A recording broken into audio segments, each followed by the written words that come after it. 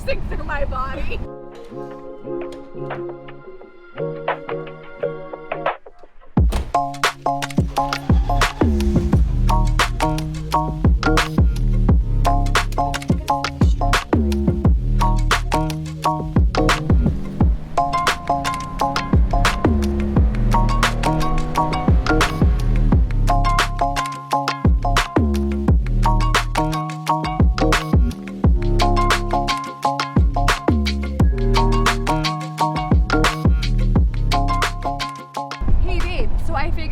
BBS stands for. Yeah, what's that? It has nothing to do with like airbags. Or braking. Or, I didn't know that was part of it. So what does ABS mean? I think it means always be shifting. Always be shifted. What if we changed our YouTube channel to always be shifting? Instead of the driver's apex, always be shifting? Always be shifting. I love that. All right, always be shifting. Show us what's up. Oh, snap.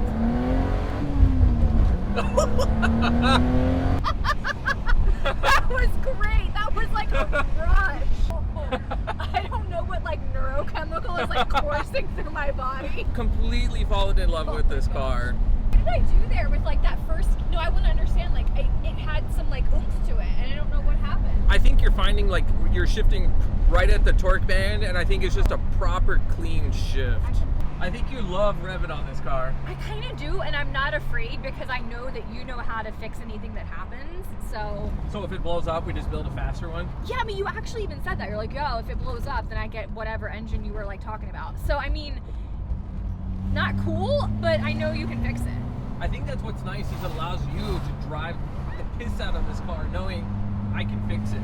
Yeah, so like, okay, I have a question about that actually. So like where it like first gets red, do I need to be worried about like going into the red? No, or it'll like shift all the way to 7,000 or 7,100. Oh, you shouldn't have told me that. Now, it won't make power all the way there. And we have the potential for what's called valve float because I don't have upgraded valve springs, but 6,800 to 7,000, you're fine. Okay, because I've just been kind of like just kissing the red. So quick question, right?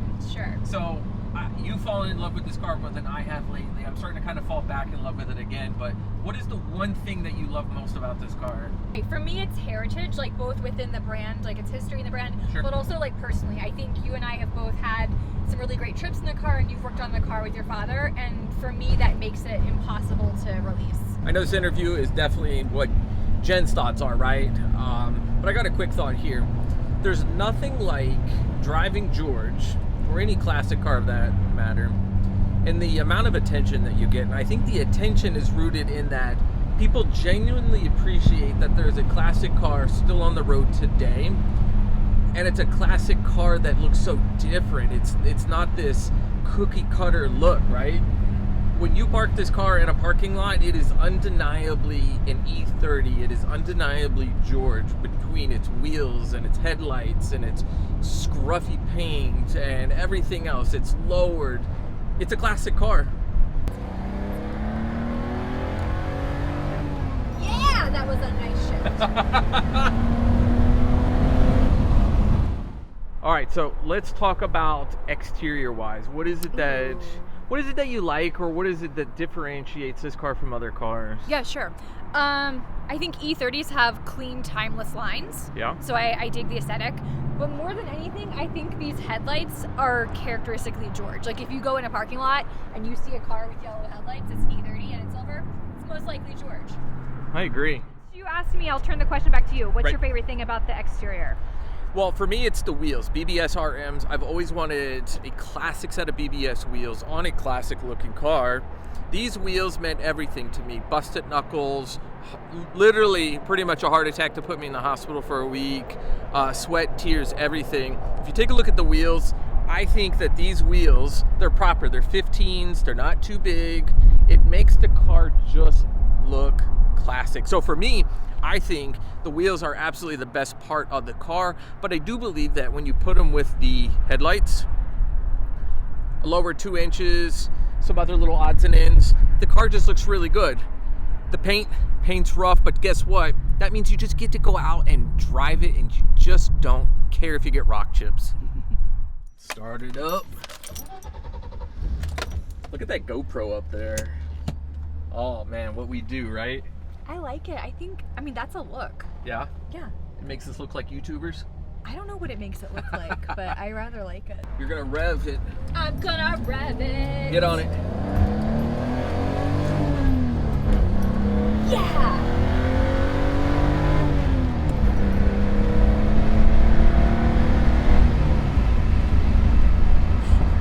With this. With the wheels, you avoid curbs at all costs. This girl literally will drive 2 feet around a curb just to make sure she doesn't hit a curb. Because you could blow the engine up, I don't care. But if you curb a wheel, it might be a little frustrating. All right, so we need to compare ABS here. Oh, no, that's not a fair comparison. Oh, you shift better than I do, hands down. I'll even post a poll. We'll do like a little short or whatever, or Instagram poll. But you are definitely a better upshifter. I'm a better downshifter. Oh yeah, no, downshifting is like not my strength. That's nice.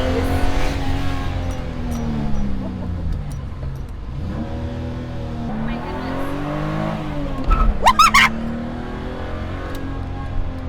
I'll just threshold brake. Oh my gosh.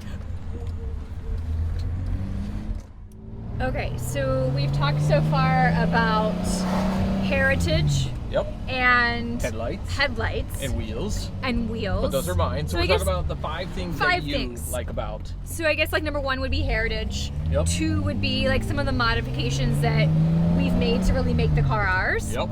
And I think for me, like the 3rd thing would be performance. Yep. You know, you term the car peppy. For me, it's pretty fast. I'm not used to driving a car that makes sound like this. And for me, it's rather intoxicating. It is intoxicating. It is intoxicating. The sound. It is. The M20 makes a wonderful melodic, metallic-y sound, and I think you agree. I do, and it's fun. It draws me in without being like so overwhelming that I'm scared. No, it's like 185 horsepower, right? So it's a super ETA, right? So it's an M20. It's got the 885 head on top of the 2.7. So 185 horsepower. I think you could probably do well with 200, 210, something like that. But I think 185 horsepower in this car is great. Yeah, for me. Like, I'm intimidated driving our other car, the M3. But that's honestly because I haven't spent a lot of time with it. Well, it's 350 horsepower. Sure. And yeah. Yeah, I'm not scared driving this. I just go out and have fun. And chirp 4th gear. And here we go. So we're going to listen to the sound? Yeah, we're going to listen to the sound.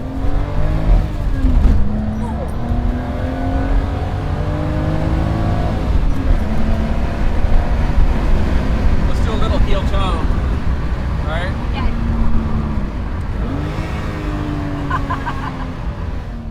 Okay, so the 4th thing I love about our E30 is its maneuverability. So I would characterize the car as nimble. It's really agile. It's able to go where you want it to go.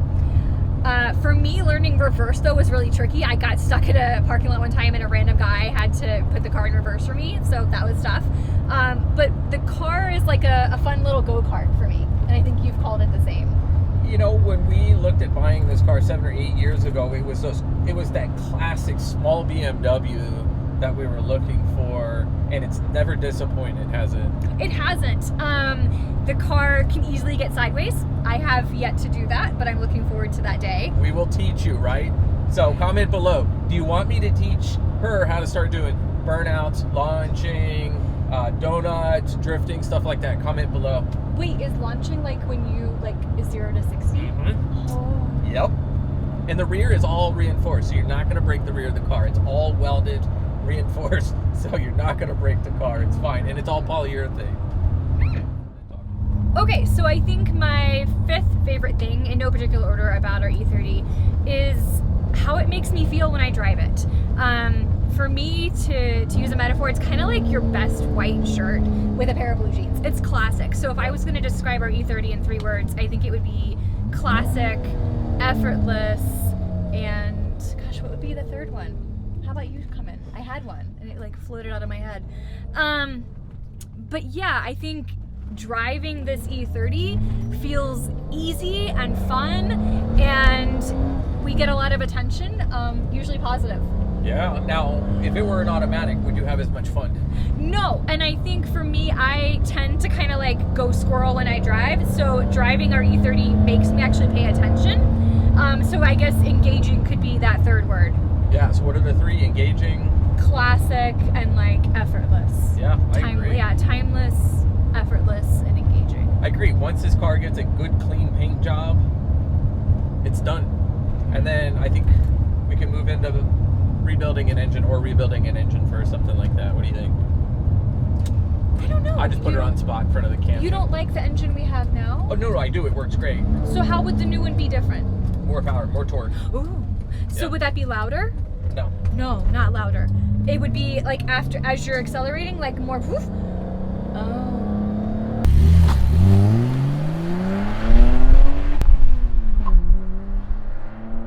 She just chirped second gear. Good job.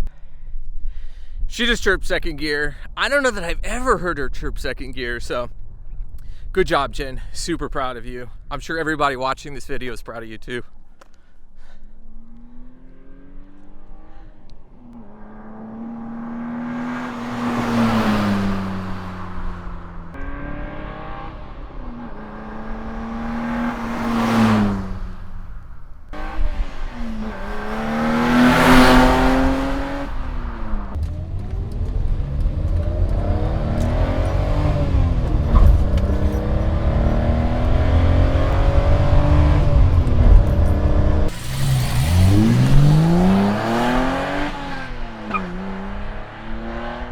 All right, so we are done filming. Was that a lot of fun? It was fun. I think we need to be on the camera together more often. It was fun. I think you guys are going to agree as well. One of the things that I learned yesterday, I was hanging out with Sarah Intuned. Check out her channel. She's got a really big following.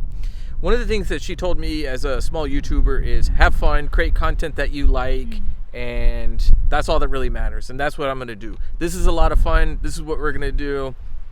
If you like Jen on the channel and you want to see more of her, which I suspect you will, comment below. If you haven't already, hit that subscribe button. I don't know what's going on, guys. All of a sudden the wind has picked up like crazy, but smash that subscribe button, hit that like button, and as always, drop comments. Anything else to add? No, I think we're good. All right, guys, see you next time.